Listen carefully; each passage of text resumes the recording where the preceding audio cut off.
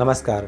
इस प्रकार के अगर जन्म कुंडली में योग हैं, विद्यमान हैं, तो पूरे जीवन रह सकता है धन का अभाव।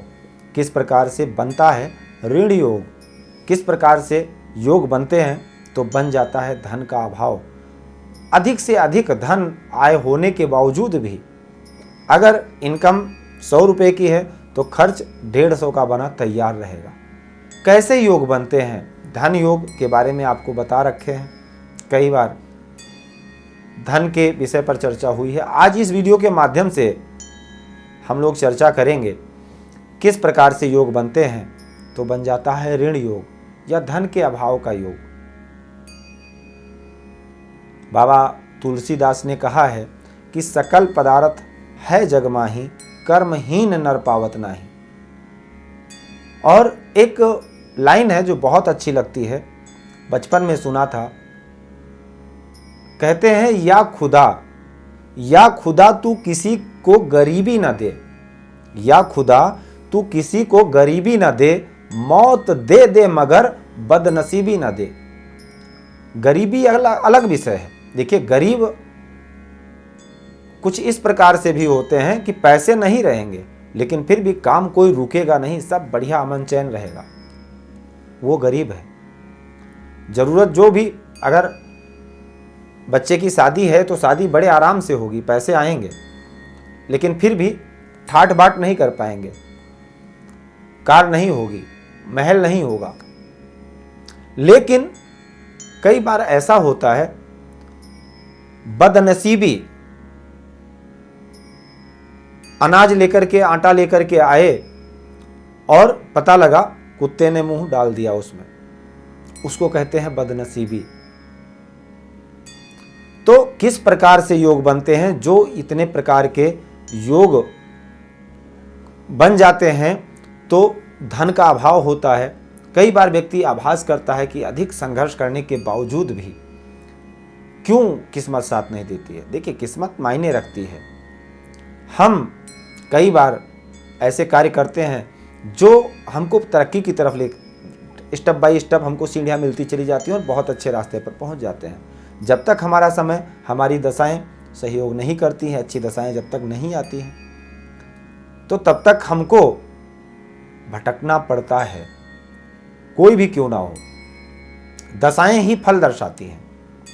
जब तक आपकी पत्रिका में जो योग बना है अच्छा वाला, उसकी दशा नहीं आएगी, जो ग्रह आपकी पत्रिका में धनदायक है उसकी दशा नहीं आएगी, तब तक संघर्ष करना पड़ेगा, भटकना पड़ेगा। बार बार जॉब जाएगी, छूटेगी, लगेगी। कोई भी बिजनेस करेंगे, नुकसान खाएंगे, परेशान होंगे, अपने प्रारब्ध पर, अपनी किस्मत पर दुखी होंगे, रोएंगे। कब तक? जब तक दशाएं अच्छी नहीं आएंगी। किस प्रकार से? देखिए, सबसे बड़ी बात यह है कि धन भाव का स्वामी जो कि धन है, धन भाव का स्वामी और एकादश स्थान का स्वामी मायने रखते हैं जीवन में। धन भाव के स्वामी का कहते हैं ना, संसर्गजा गुणा दोषा भवंतु। अब ग्रहों में योग इसी प्रकार से बनते हैं। आपके धन भाव के स्वामी का संबंध किससे है, यह मायने रखता है। अब धन भाव का स्वामी अगर छठे स्थान में स्थित है और खास करके अशुभ ग्रहों का प्रभाव हो जाए और छठे स्थान का स्वामी जाकर के धन भाव में बैठ जाए, धन भाव पाप कर्तृ योग में हो जाए। धन के दायक देवगुरु बृहस्पति माने जाते हैं। इसीलिए कहा गया है किम करोत ग्रह सर्वे अद्य केंद्र बृहस्पति। बृहस्पति जो कि धन के दायक हैं, सुख शांति के कारक हैं, प्रफुल्लता के कारक हैं, और अगर पत्रिका में वो भी अशुभ स्थान में स्थित हों, पाप प्रभाव में हों, नीच राशि के हों, अशुभ ग्रहों के प्रभाव में हों, पाप कर्तृ योग में हों, अशुभ स्थान में स्थित हों, स्थिति विकट हो जाएगी वहां पर। देखिए, धन भाव का स्वामी छठे स्थान में, छठे स्थान का स्वामी धन भाव में, खष्टेश जो कि रोग, ऋण और शत्रु स्थान माना जाता है, जहां का स्वामी अगर धन भाव में बैठेगा तो निश्चित है ऐसा जातक कर्जदार बना रहेगा। कर्ज के बिना काम नहीं होगा। हमने देखा है, अच्छे अच्छे वीआईपी को देखा है, ऐसा योग बनने के बावजूद और धनदायक अच्छे योग बने हैं, अच्छे अच्छे योग बने हैं, लेकिन ऋण योग भी बना है। अब ऋण योग बना हुआ है तो इस वजह से उनको लोन उनके ऊपर है, अच्छा खासा लोन है, कर्जदार हैं वो। लेकिन अगर वही छठे स्थान का स्वामी जाकर के लग्न में स्थित हो जाए तो भी, और लग्नेश छठे स्थान में हो जाए, यह भी एक प्रकार से दुर्योग है। धन स्थान का स्वामी अष्टम स्थान में बैठे, अष्टम में बैठेगा, अष्टमेश के साथ बैठ जाए, अशुभ ग्रहों का प्रभाव पड़ जाए, गुरु 6, 8, 12 भाव में चले जाएं, पापकर्तृ योग में चले जाएं, एक बहुत बड़ा दुर्योग बनकर के तैयार हो जाएगा। इस दुर्योग से व्यक्ति को धन का अभाव जीवन प्रयत्न बना रहेगा। इसलिए धन की देवी और भौतिक सुखों के कारक, भौतिक सुखों के कारक शुक्र हैं, और शुक्र के प्रतिनिधि देवता जो हैं वो लक्ष्मी जी हैं। लक्ष्मी धनदायक है, लक्ष्मी जी प्रसन्न हो जाए फिर पूछना ही क्या है। तो शुक्र की आराधना करने से भौतिक सुख में वृद्धि होती है, और शुक्र की आराधना करने से लक्ष्मी जी, शुक्र की आराधना करने के लिए लक्ष्मी जी की आराधना करनी है। तो आप अपनी पत्रिका में सबसे पहले यह भी देखें कि शुक्र की क्या सिचुएशन है। पहले नंबर पर गुरु, गुरु अगर अशुभ है, अशुभ स्थान में है, तो गुरु को ठीक करने के लिए अपने माता पिता की सेवा करना शुरू कर दीजिए। माता पिता प्रसन्न रहें, ऐसे ही कर्म कीजिए, सेवा कीजिए, गुरुजनों की सेवा कीजिए, ब्राह्मणों की सेवा कीजिए, गौ की सेवा कीजिए।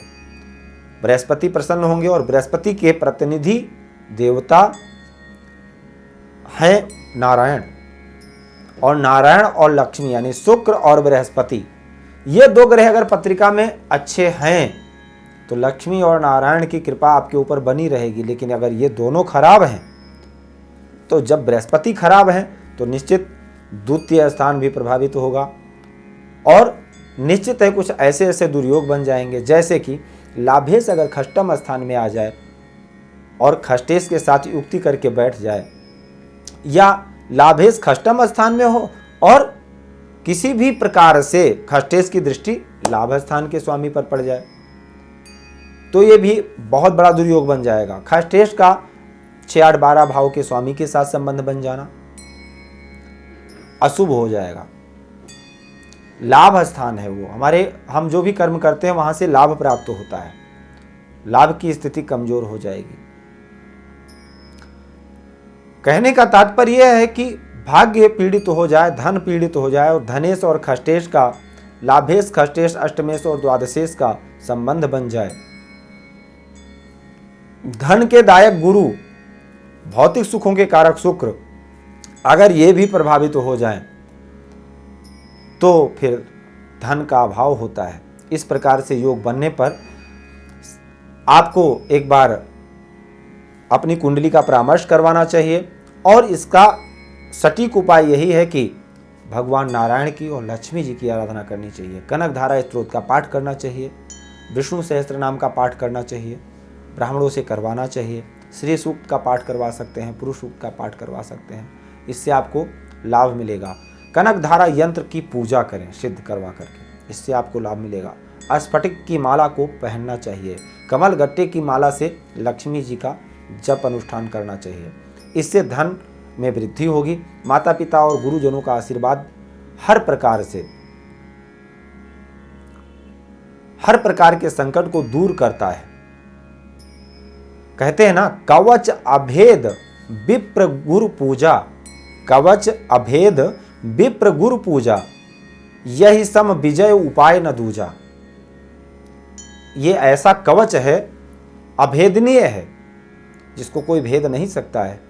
माता पिता और गुरु, गौ ब्राह्मण के आशीर्वाद में वो शक्ति है कि बड़े से बड़े संकट को काट सकती है, बड़े से बड़ी गरीबी को दूर कर सकती है। आपकी हर परेशानी का समाधान उस आशीर्वाद में है। तो आज के लिए सिर्फ इतना ही। आप सभी लोगों का बहुत बहुत धन्यवाद। जय सिया राम। भूमि, भवन, वाहन, धन संपत्ति, शादी, व्यापार एवं संतान आदि से संबंधित समस्याओं से हैं परेशान और चाहते हैं उसका संपूर्ण निदान, तो ज्योतिर्विद अमरीश तिवारी जी से तुरंत संपर्क करें। हमारे संपर्क सूत्र हैं 9718504998। हमारे यहाँ वैदिक ब्राह्मणों के द्वारा सभी प्रकार के पूजा पाठ, कर्मकांड, यज्ञ अनुष्ठान, विवाह, गृह कलेश, काल सर्प दोष व नवग्रहों की पूजा आदि कराई जाती है। हमारे यहाँ सभी प्रकार के यंत्र, राशि रत्न, कवच, जन्मपत्री एवं रुद्राक्ष सिद्ध किए जाते हैं।